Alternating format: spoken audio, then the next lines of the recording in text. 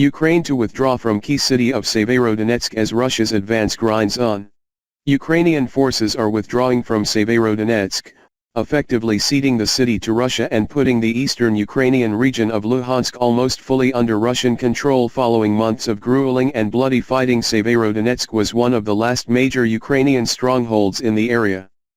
Serhiy Hayday, a top military commander in East Ukraine, said the military made the decision to evacuate because the number of dead in unfortified territories may grow every day. It makes no sense to stay, Hayday said. It's unclear if Ukrainian forces are currently leaving the city, or if they have already evacuated. Though the capture is a symbolic breakthrough for Russia, it comes after a lengthy and costly battle in which Moscow's forces were met with a stubborn Ukrainian resistance. Russian forces have diverted much of their firepower toward overrunning the city, simply destroying every defensive position the Ukrainians have adopted. The strategy played out slowly, with the Russians making labored and sluggish gains around Severodonetsk throughout the spring and early summer.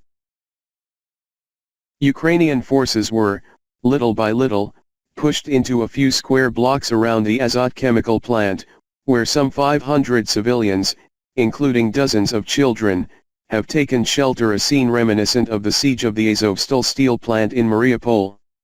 With the military evacuating the city, however, the fate of those inside the Azot plant is unclear. Hayday, the head of the Luhansk Regional Military Administration, has repeatedly accused Moscow of scorched earth tactics, flattening cities with little regard for casualties as it attempts to take them.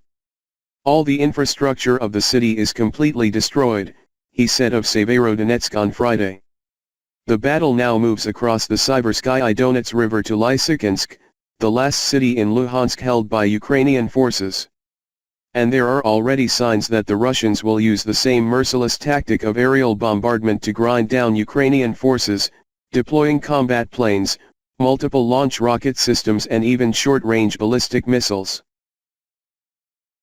Ukraine's control over Lysychansk has become more tenuous in recent days.